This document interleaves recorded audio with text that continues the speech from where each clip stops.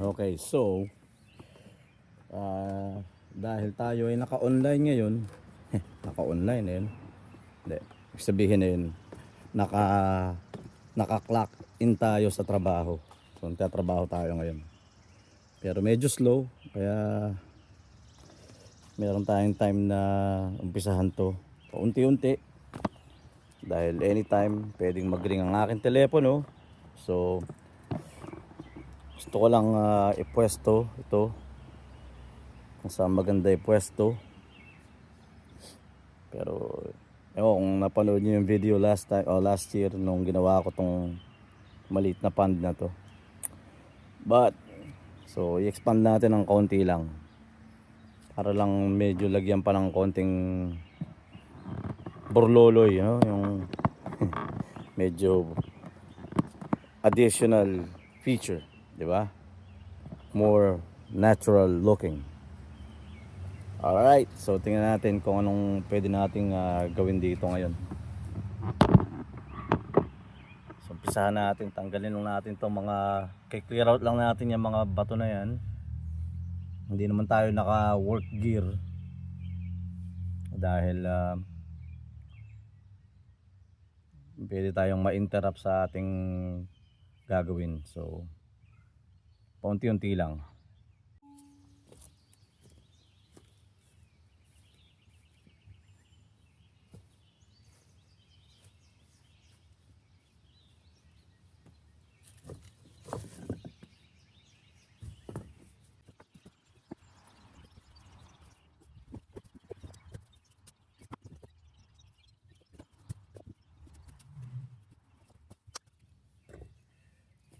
Okay.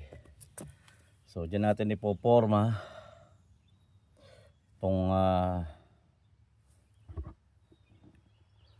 peraso na to. Lalagay natin dun.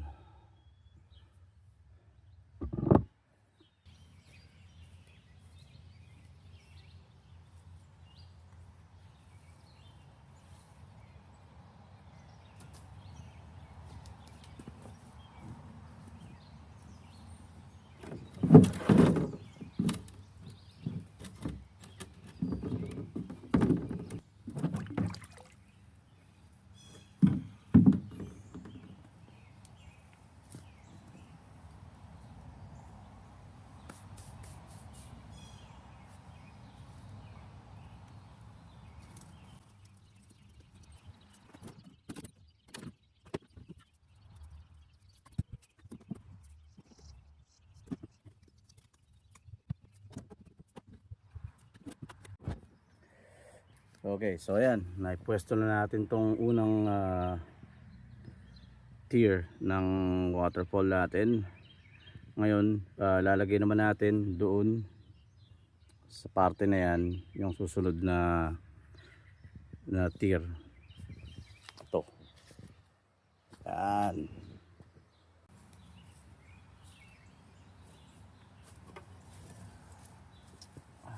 So dito natin siguro pwesto yan. Pwede din dito. Yeah, I guess dito pwede din. Okay.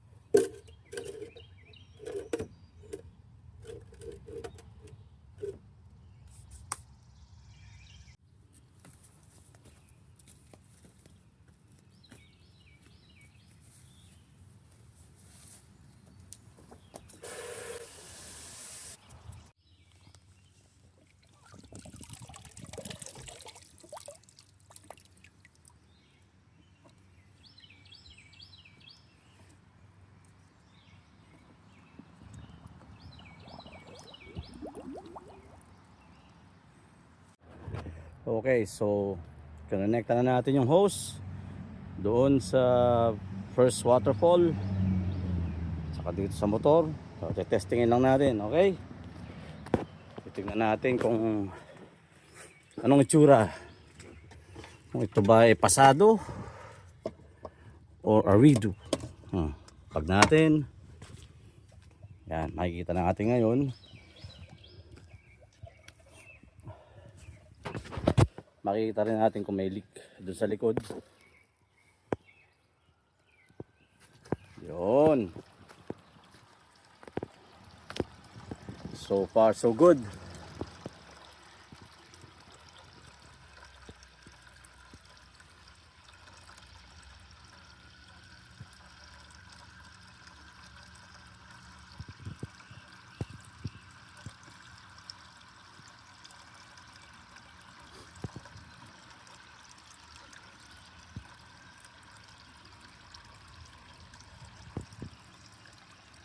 So antay lang natin mapuno ito. Pero doon, okay tayo doon. Okay naman yan. Sigurado mo ng problema yan. Gusto lang natin makita yung sample bago natin i-finish yung mga design, mga bato sa gilid, di ba? Para sigurado. Yan na, yan na, yan na, yan na.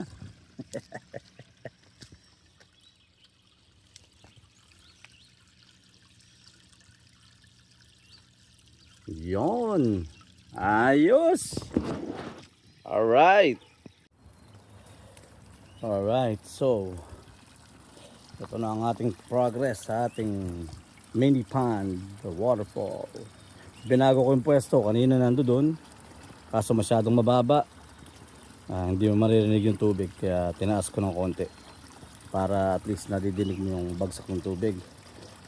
So ngayon, magpipigure na lang natin kung paano natin lalagyan ng design sa paligid na medyo magmumukha siyang natural. So yun ang ipipigure out natin. But so far, ito ang ating progress. I think it's gonna look nice once everything's complete. So yeah, we'll see. All right. Okay. So ito na yung huling ano natin. Ito na yung huling forma. Yan na yung huling design. Kasi noong una medyo sobrang baba. Tapos yung pangalawa, sobrang taas naman. Ngayon ito, nasa medya-medya lang. So this is it.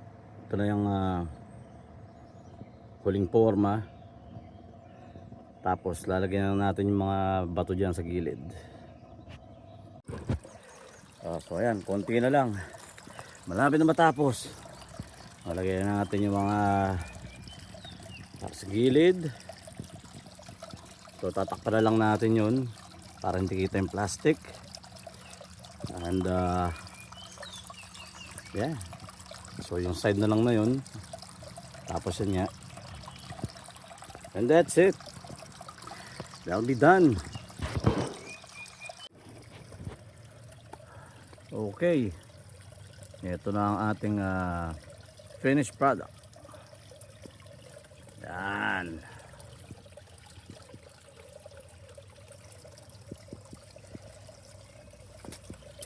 I think it looks good. Well, looks better than before actually. That is the finished product right there.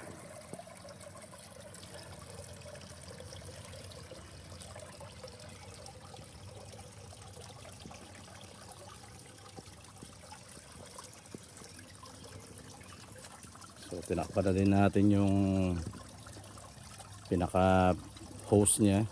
So wala kang makikitang hose or anything like that.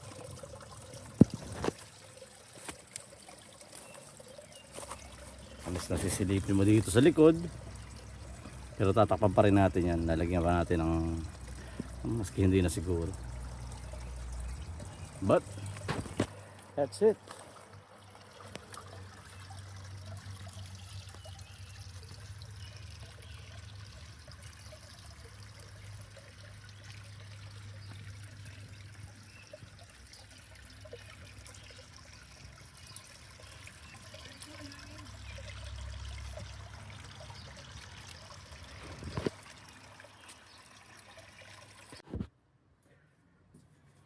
Good morning, good afternoon, and good evening, YouTube family. So, ito na yung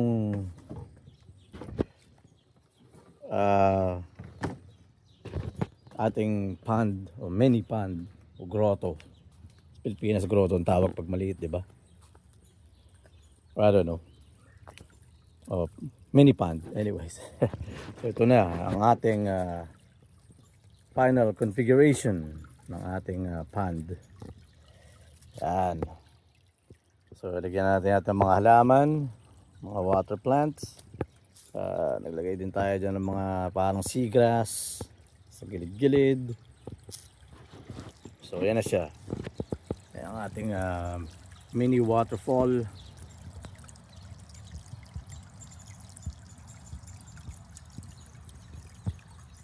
So yan na yung yan na yung final design natin. So I think it looks good.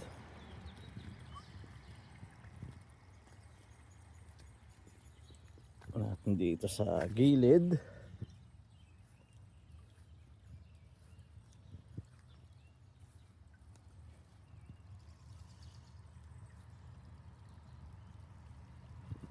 So ito na ang ating backyard oasis. So ito yung grill area ko, yung outside kitchen. Inayos ko na rin to. Nilagyan ko na rin ang divider dito na made out of bamboo. Yung mga bamboo na pinutol ko 2 years ago doon dati. Baka ewan kung napanood niyo yung video ko na pinupuro ko yung mga kawayan, mga bamboo trees dyan. So ito na yun, natuyo na. Tapos dinagdagan ko lang yan from Amazon, of course. So yeah, ito na. Ito ang ating backyard hangout. Ihala mo na rin dyan. Yan. Tapos nilagay ko na rin to. Ating sunshade.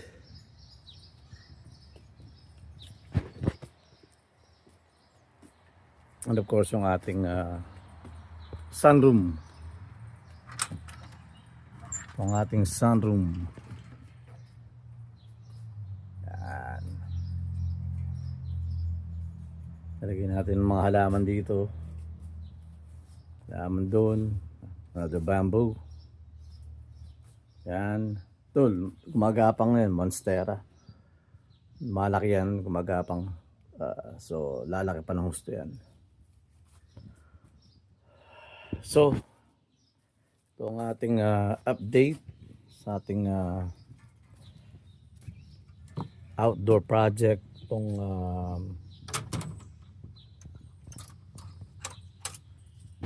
summer.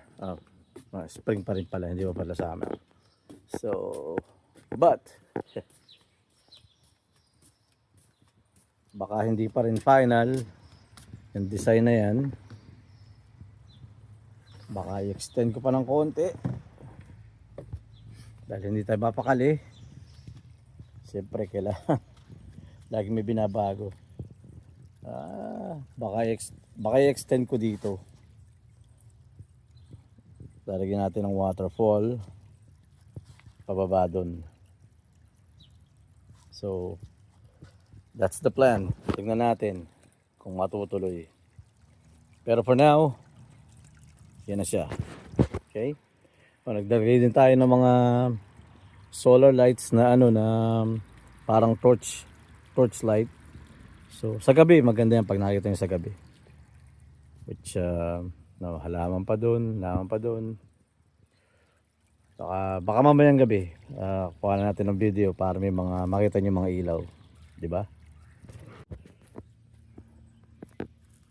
Okay guys, hindi lang pala sa likod ng bahay yung na-dekorasyon na natin. Pati dito sa harapan, naayos na rin natin ng konti. So sa gabi mas maganda to, may mga ilaw siya. So itong ating front yard.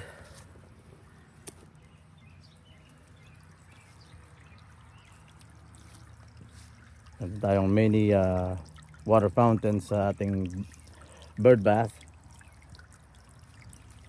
Ito nyo naman yung mga halaman, malagong malago na. Lagyan din tayo ng mga solar lights. Solar light din to. Sa gabi maganda yan. Tapos meron tayong mga konting mga halaman dito sa well.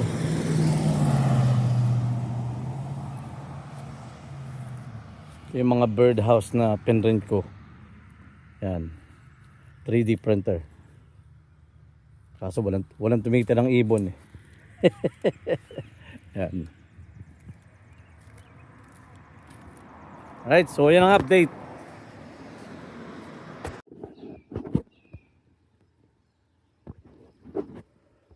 So isa to sa advantage ng nagtatrabaho sa bahay.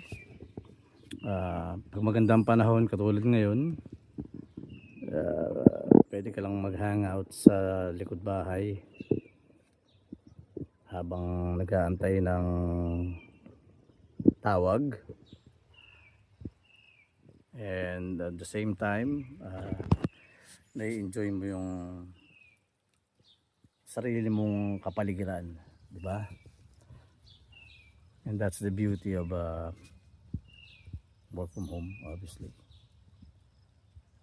So ganito lang, mag-aantay lang tayo ng may darating na magandang tanawin, kaibang klase ng ibon, marami yan. So kailangan lang matsempohan natin.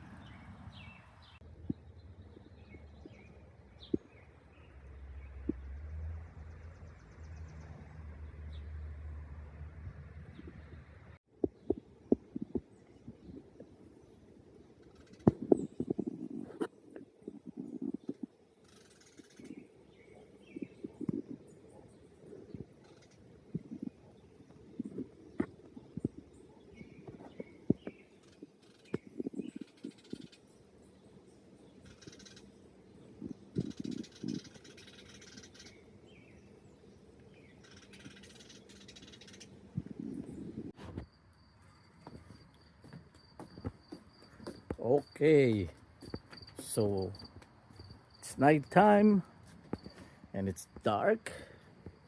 There's my ambience at night.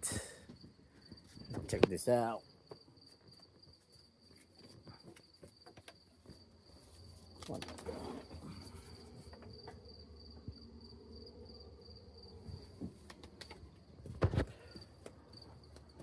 Right, so itong ating mga torch lights. Yeah, check this out. This is the one from the dollar store for $5 right here. Huh? What? Check that out. So yan, natin mga ambience. Yan ang ating sunroom.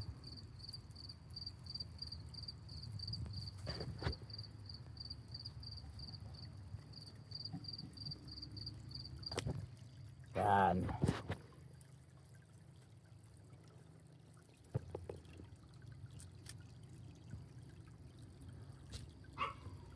And there you are.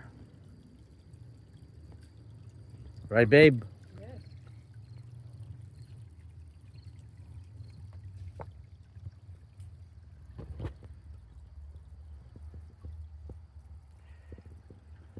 Our tiny backyard oasis. All right. And that's it for this video. Hanggang sa susunod. Maybe I'll decide to redo the pond if I have the time, maybe. Kung may oras lang. But here it is, and that's it. All right, good night, everyone. Till the next time.